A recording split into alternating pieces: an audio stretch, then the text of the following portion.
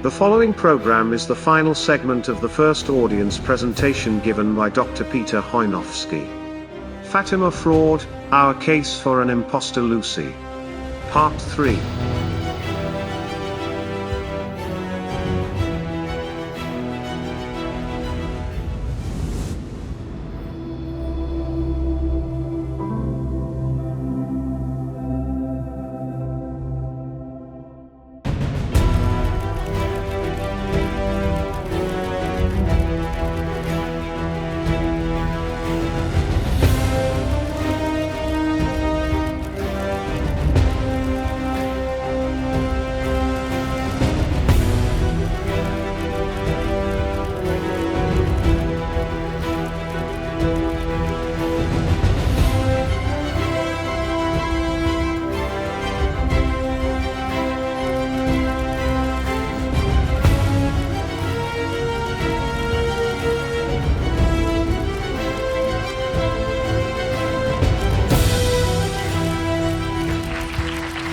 So we want to get the declassified documents concerning that conclave. What happened? Because clearly it was the turning point for Sister Lucy, as we will see. Look at that date. Doesn't it give you chills? October 11th, 1958. We got 2 declassified documents from the State Department already. And they tell us, look at it's dated October 11, 2 p.m., 1958. It's from the American ambassador to Italy to the Secretary of State, John Foster Dulles. And it says, so this is a confidential, extremely secret communication. It says this. This is before October 11th, so this is right after Pius XII dies. During conversation with embassy officer, Vatican source expressed personal view. Next pope will be elected outside conclave by agreement between cardinals. So a little interesting. Then it gets really interesting. Zellerbach is the American ambassador to Italy at the time, a Jewish man. He says this, just fill in cardinal at the beginning. Cardinal Siri, Ruffini, Ottaviani would be misfortune for church, since these 3 cardinals have an unrealistic approach to great problems facing the world today. Source said election of any one of these 3 could depend on the influence of American cardinals, and volunteered suggestion U.S. authorities would do well to exercise discreetly their own influence on certain American cardinals. They want to get their hands in there. Because who are these guys? These are the traditionalists, electors. Siri, Ruffini, Ottaviani. Now John the 23rd is elected, and this is we don't know much yet. This is another declassified document that we've received. And it says, just look at number 2. I have noted with some humor that this is after John the 23rd is elected and the ambassador's writing to the Secretary of State. I have noted with some humor that the new pope is captioned in the various magazine articles about papal candidates as non-political. I have never met a more politically aware individual. While more than 10 years of service as a papal legate and nuncio seemed to me rather political. So he's talking about John the 23rd. And then John the 23rd is elected, and look what happens. Think about what's happening to Sister Lucy. Already her message is getting changed. January 25th, 1959, John the 23rd calls for the Second Vatican Council as one of his first acts. February 1960, the Portuguese news agency in Rome released a statement. And I know my mother told me about this, you know, right? You remember, okay. The Portuguese news in Rome released a statement received anonymously from Vatican sources saying, it is most probable that the secret of Fatima will remain forever under absolute seal.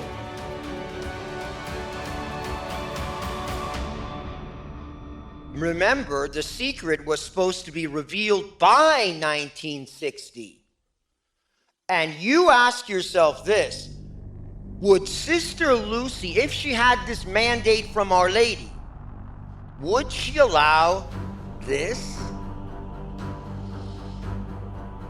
October 11th, look at that day. October 11th, 1962, 57 years ago to the day.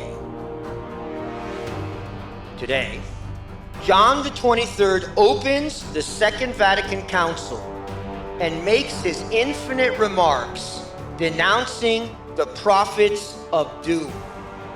Who are the prophets of doom? Our Lady of Fatima, Sister Lucy. Look at another date, connecting Vatican II to Fatima and the miracle of the sun.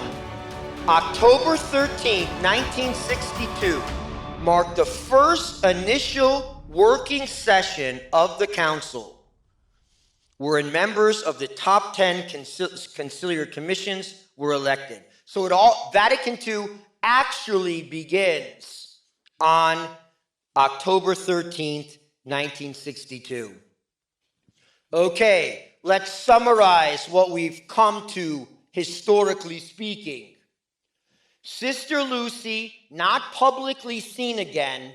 Okay, so that was 1957. She gave that interview. Sister Lucy was not publicly seen again until May 13th, 1967, on the 50th anniversary of Fatima with Paul VI. Strikingly, in her 1967 appearance before the world, Sister Lucy, look at quotes, now we're going to put in the little quotes. Sister Lucy appeared jovial and in good health, even gesturing to the crowd, cheering crowd, as if prodding them for more adulation. You wait and see the picture.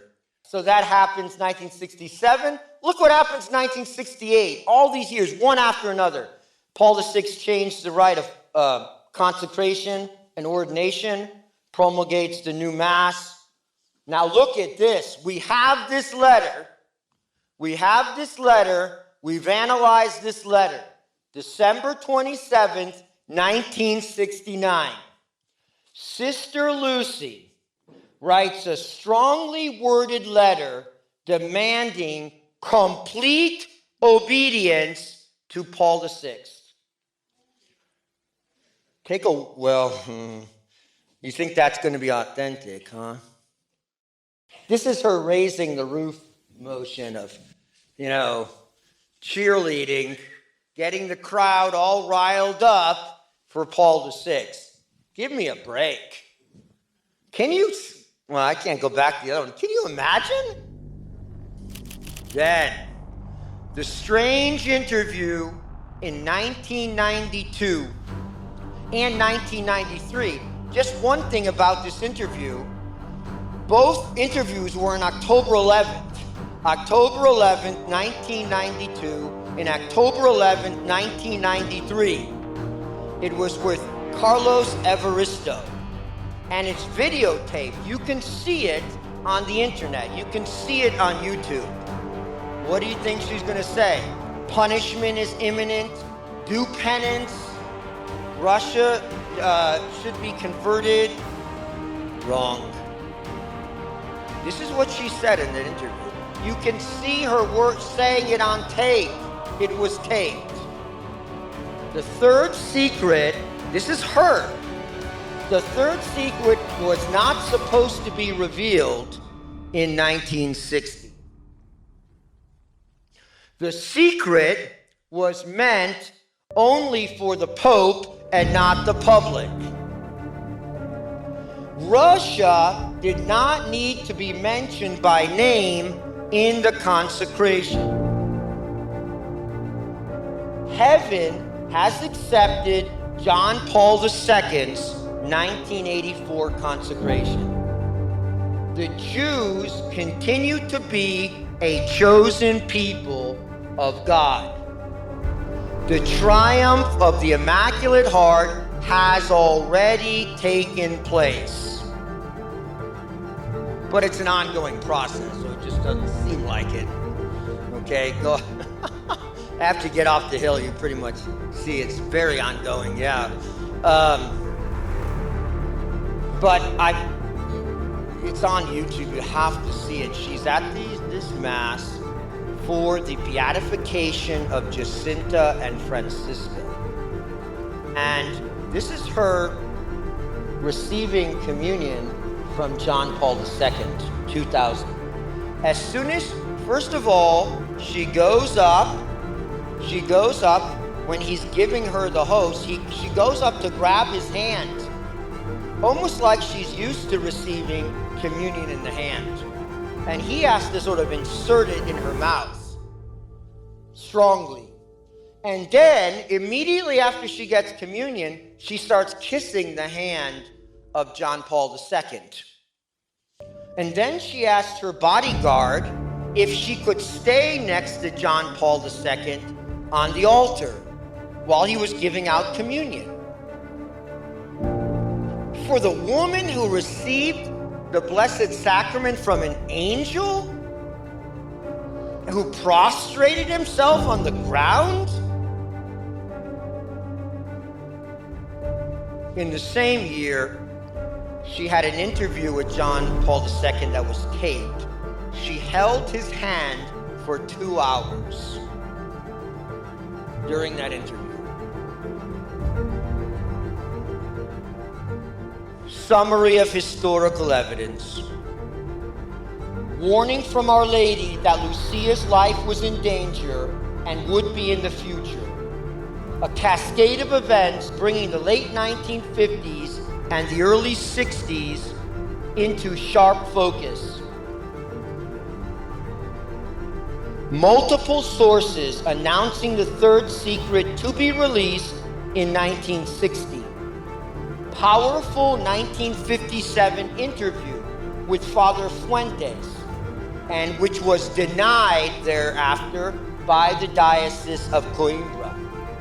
Direct connection between Fatima and the first working session of Vatican II, and multiple inconsistencies in Sister Lucia's behavior and statements post-1967. Now, photographic evidence. Here we go. What we did, we have over 100 pictures of Sister Lucy from one time or another. We divided them up into 4 categories. The A category, which is Sister Lucy as a child.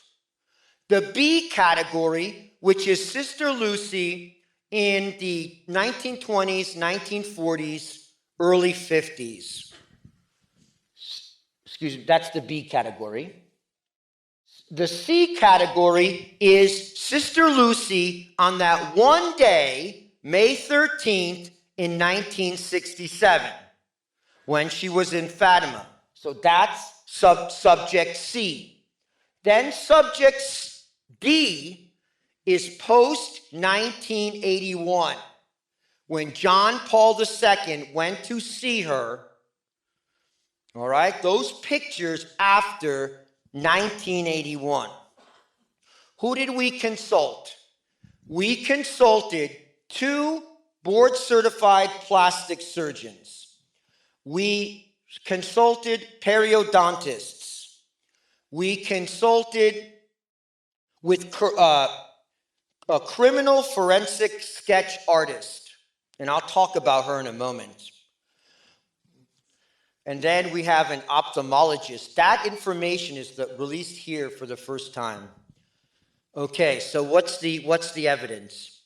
Expert analysis of photographs. First one, the plastic surgeon, Dr. Julio Garcia, board certified in plastic surgery by the American Board of Plastic Surgeons, a member of the American Academy of Cosmetic Surgery, a member of the American Society of Aesthetic Plastic Surgery, chief of plastic surgery at both Humana Sunrise and Valley Hospitals. He also has an art degree from Northwestern University. And he's on the American Board of Anti-Aging. I wonder what that is. Okay, we bring you his conclusion. First, he saw all the pictures, and he pointed out things to us that we didn't even see, and we had to follow up on. He says this. He never heard of this case before. He just looking at the evidence. I am of the opinion that subject B, 1940, Sister Lucy, and subject C, 1967, Sister Lucy, share some similarities, but I am very confident they are not the same individual. Finding number one, inconsistent chin. Now I think you can see the chins, right?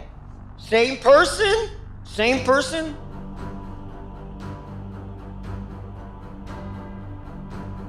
Come over here. Sit over here.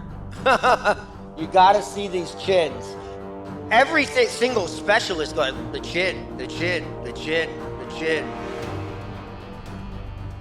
And nobody thinks for some reason that Sister Lucy had a chin implant. Nobody. All right? It seems a little odd. Yeah. Finding inconsistent chins, visibly different chins, unexplainable except the individuals are different, or a chin implant. Subject C and D, that's 1967 and after, okay? Subject C and D have far more prominent protrusive chins when compared to the profile view of subject B on top, the real Sister Lucy. The difference cannot be explained by the aging process, nor can dental work account for the observed discrepancy. As we age, we lose fat and bone, making the appearance of the chin less prominent over time. The chin and jaw will not be altered in the manner apparent in the image and video with usual dental work. It would have to be a broken jaw bones or broken facial bones.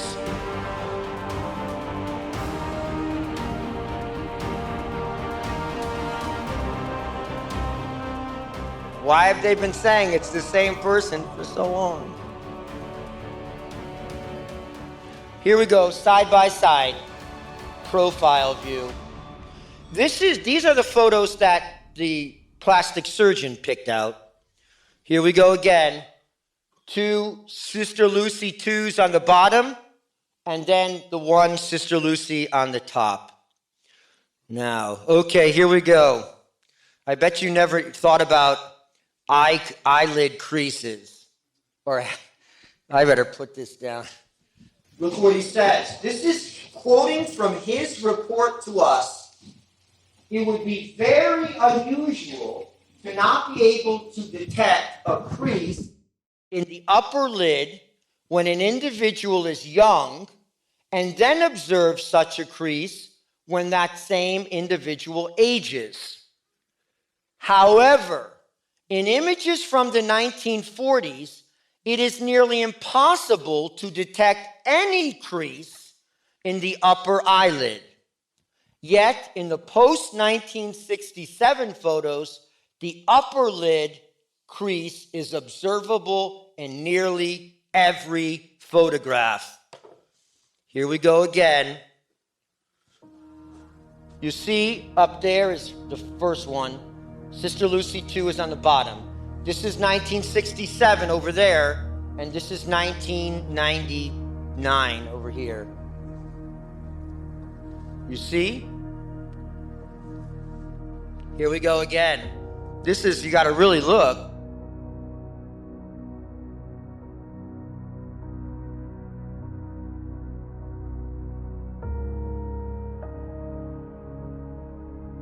Oral Surgeon Report by Dr. Joseph Mascaro, DMD.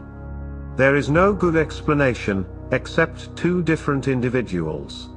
Sister Lucy Truth commissioned Dr. Joseph Mascaro, DMD, a well-respected oral surgeon with over 40 years of experience, to analyze our full photo and video collections of the two Sister Lucys, and provide us with his expert opinion.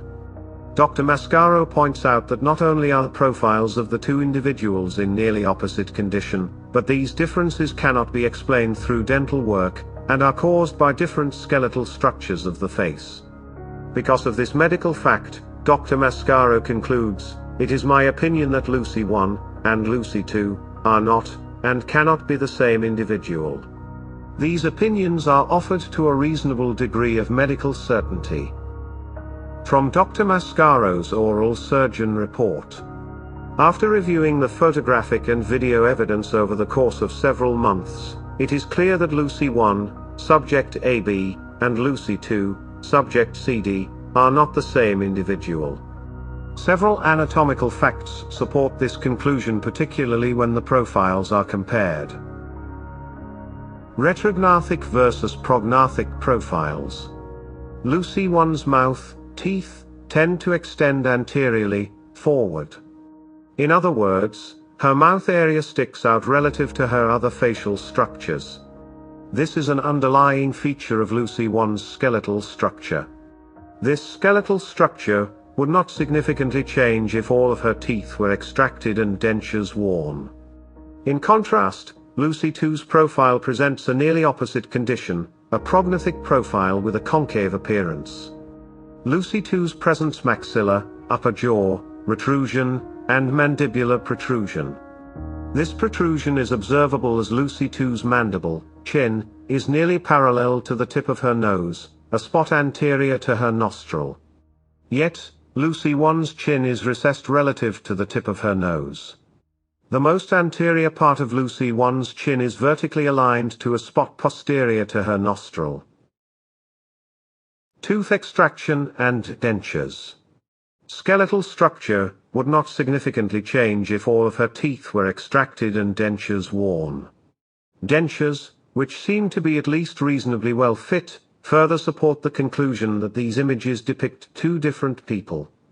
The presence of dentures would work to maintain the vertical dimension and prevent over-rotation of the mandible. With the vertical height maintained, there is no good explanation regarding Lucy 2's significant chin protrusion forward when compared to Lucy 1. In addition, Lucy 2's facial height does not appear radically different than Lucy 1, which, again, supports the opinion that removal of all the teeth is unable to account for the marked change in profiles, particularly the mandibular protrusion. A skeletal, not dental, difference. A severely prognathic chin is skeletal, not dental in origin. Conclusion? During the course of my career, I have performed hundreds of jaw osteotomies, precisely planned fractures of the jaw to reposition the bones, and extracted thousands of teeth. I am familiar with expected changes to an individual's face as a result of tooth extraction and placement of dentures. It is my opinion that Lucy 1 and Lucy 2 are not, and cannot be the same individual. These opinions are offered to a reasonable degree of medical certainty. Okay, plastic surgeon's report. Finding number 3. Different eyebrow distances. Some of you noticed this already. The distance between the eyebrow and eye should shorten with age, not lengthen. So this is the 1940 Sister Lucy over there, and this is the 1967 Sister Lucy, 20 years later. In Sister Lucy 2, the distance is longer. Mathematical measuring of the faces establishes ratios that show Sister Lucy 1 has a substantially shorter distance between the bottom of the brow to the upper eyelash, when compared to Lucy 2. Okay, and the mathematical measurements that we're giving you has never before been published by us, so you hear it for the first time. So you see, it gets bigger when it's supposed to get smaller. How can this be? Okay, these are the different ratios. And when it goes beyond the realm of normal standard deviation, it goes yellow and red. So here's the original Sister Lucy, and there's the statistics, the numberings for the new Sister Lucy. And you see the standard deviations way above the mean or below.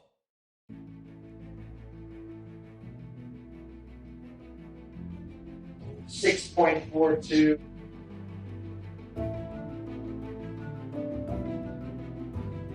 6.04, 4.5, 9.98, 5.84, 5.166, 4.5, 7.8, 5.8. This is mathematics. It's not feeling, it's not theology, it's mathematics, which has implications for everything. Okay, he continues. The width of the nose of subject C and D appears wide relative to the mouth when compared to the nose and mouth of subject B. Okay, you see the wide nose of Sister Lucy 2. Mathematical measuring of the faces establishes ratios that show Sister Lucy 1 has a more narrow nose than Sister Lucy 2.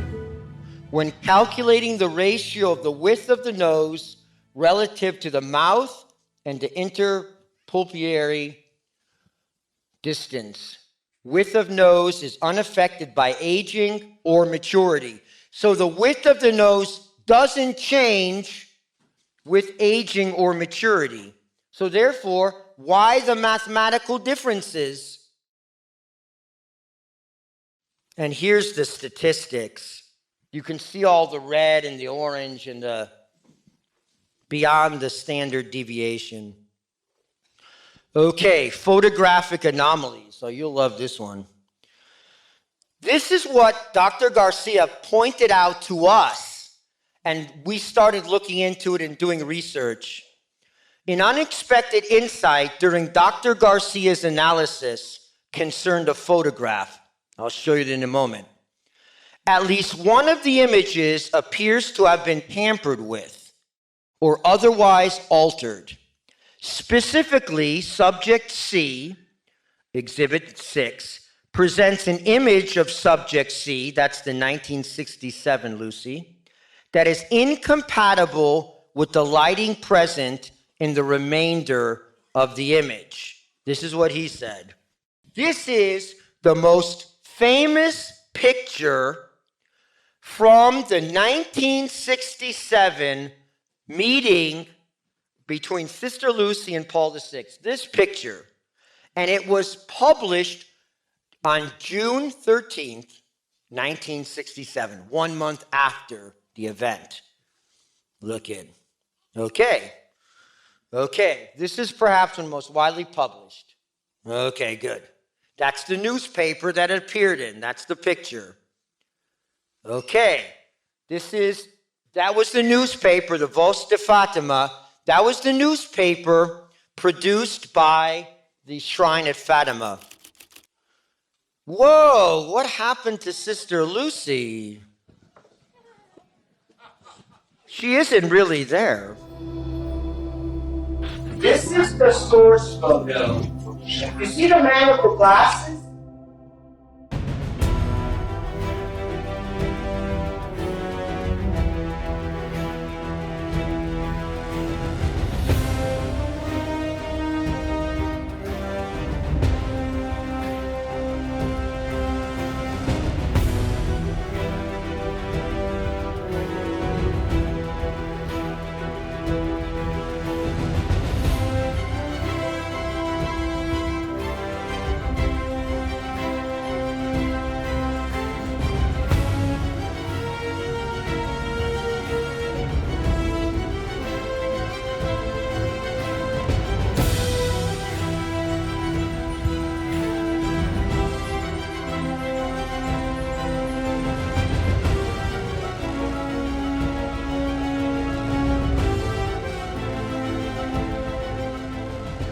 The photographic anomalies multiplied as the examination continued. That's an understatement.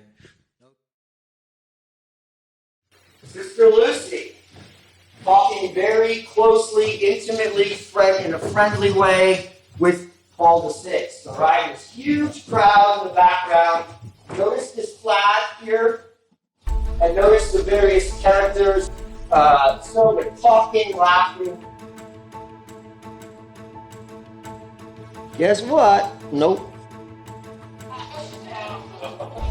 Where'd you go? That's the source photo. That's the real photo. And then this photo was put out. Oh, what? See the flags? The same position. Listen, the man with his back turned, same position. And look, he's in exactly the same position. She wasn't there. You know how long she spent with him? 3 minutes. On that day in 1967. 3 minutes. We got another one. Whoa. Perfectly normal, right? Look at the figures. What do you think about Sister Lucy? Remember that face? Remember that picture before? It's the same one. It's the same one that was on that book. It was the same one in the yearbook. Same one near the camera. You think that looks real? Well. Oh boy. Okay. Well, there's she in front of the camera again, and they manipulate the background a little bit, you see, but she has exactly the same expression on. We still aren't sure regarding how these were made because there was no Photoshop in those days. And my friend is looking into this because clearly the face of Sister Lucy was tampered with. Okay, the eye positions are strange. They turned the image this way and that to try to make it look plausible. I'm just gonna. Then there's the floating eyebrow. Okay, here we go again. Can you see the floating eyebrow here? Yeah.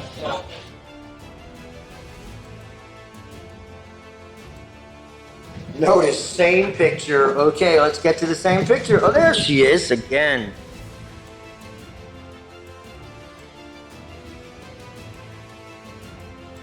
Okay, here we go. There's strange things with the eyes going on. You see there's this bit of flesh right. Okay, the forensic artist report. Lois Gibson. She's in the Guinness Book of World Records for identifying the most criminals through her sketches. She recreates faces even from skulls. All right, she is the top forensic artist in the world. And this is what she said when she did her report. She said, every one of these forensic reports is a complete confirmation of the thesis. I could have done many more. Any one of the three is conclusive. So I sense this is totally convincing. Okay, Gibson says that the two Sister Lucys have completely different facial structures, and therefore it is impossible these are the same woman. And she goes through the comparisons. And I think there's, okay, here, based on her pictures from childhood, Sister Lucy's, and from the 1940s, that's how she was supposed to look, according to this biometrics and all this. 60 makes sense. That's how she actually looked. This is how she's supposed to look at 80. This is how she looks at 84.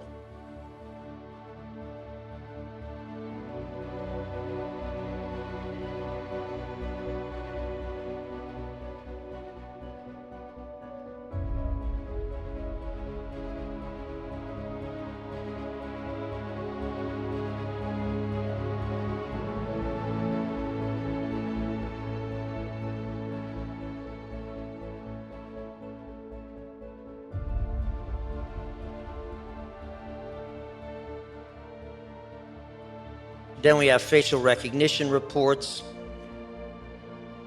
The conclusion of it all. This is from Michigan State University, the only university that has a forensic facial recognition lab. Subjects A and B are one individual. That's the child and the 1940 Sister Lucy. C and D are very likely also the same individual. B, the real Sister Lucy, is different from subject D, the elderly Sister Lucy. Okay. And this is, he identified another facial recognition report. He identified, this one identified the Boston Marathon bombers. And he says, facial analysis strongly suggests that subject B, the real Sister Lucy, and subject C are photographs from two different individuals. Different nose lengths, different philtrum length, different eyebrow shapes, different mouth shapes. And here are all the statistics. This is his facial recognizer.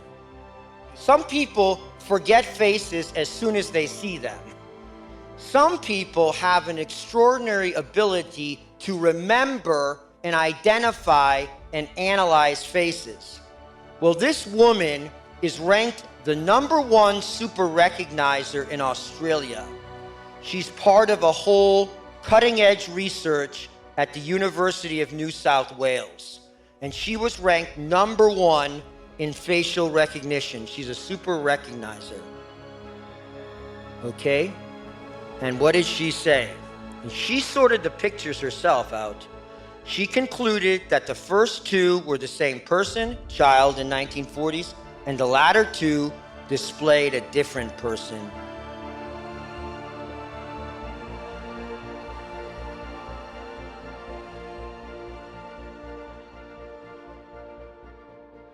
And then we have the ophthalmologist. Just one more thing here. So we wanted an ophthalmologist to analyze our material. So he said, oh, okay, I have an international conference of 20 of the best ophthalmologists in the entire world coming here to New York. So I'm going to present it to them.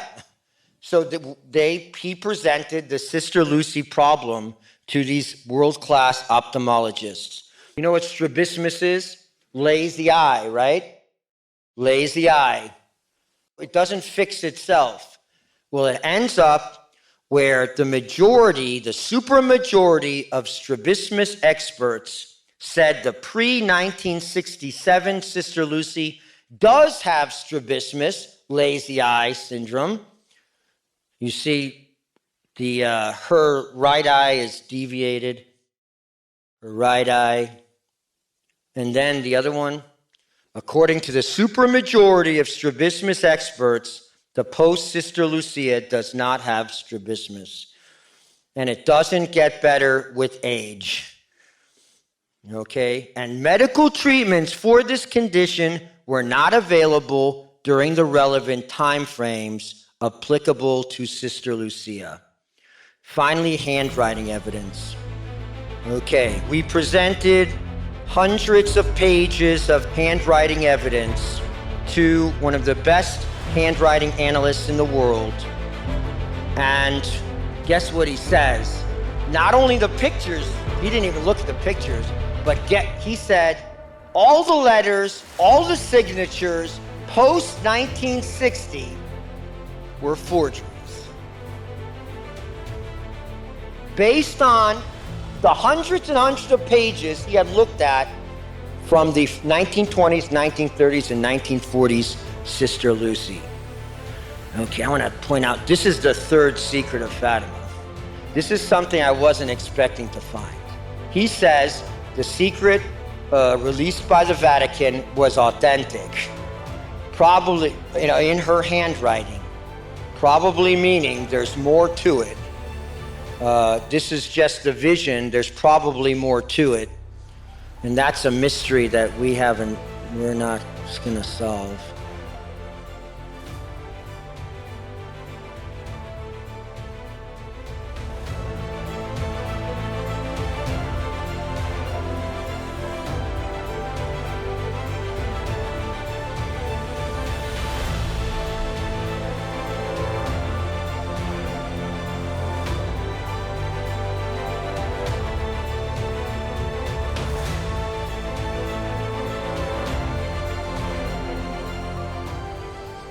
Here's the line. Here H's, what do? They consistently go below the line. They consistently, over and over again, go below the line, the H's. Look at here. Look at the new Sister Lucy's writings. Is that below the line? That's above the line. Is that below the line? That's on the line. Above the line. Above the line. Below.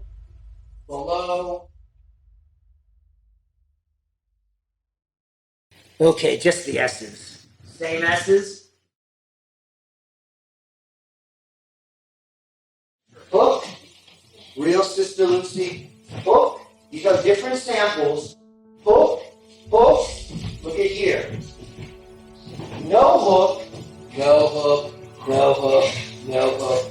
No hook.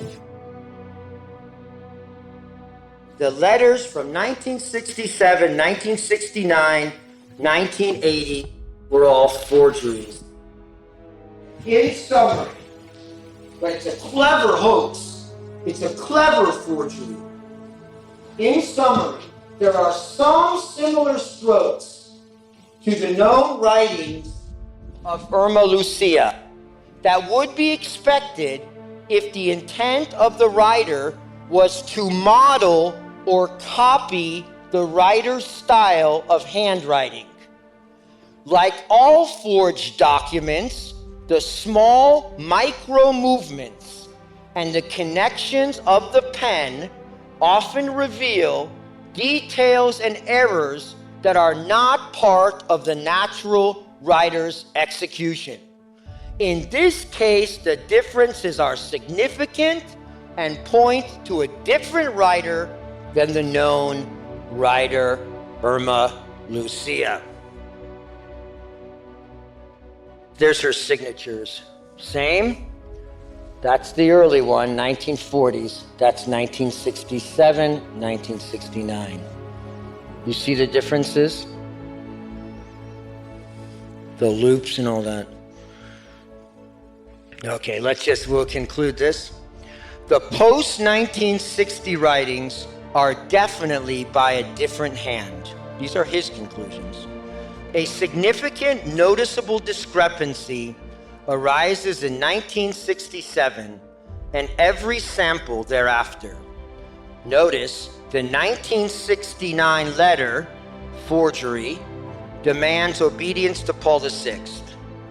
timeline of discrepancy in handwriting matches perfectly with discrepancies in the historical and photographic evidence. What is the best explanation? Another person was posing as Sister Lucy. Sherlock. When you have eliminated all which is impossible, then whatever remains, however improbable, must be the truth. Okay, so this is what you can do. We're not finished. We're going after documents. We're going after some more reports. And we're going to go after the DNA. I'm not supposed to say that, but don't tell anyone. It's not going to be easy. Pray for us if you can contribute to our tax-deductible effort. Please do. Let's not let this sit. This is an abomination.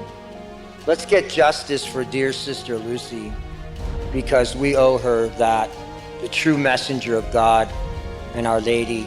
Thank you so much for your attention.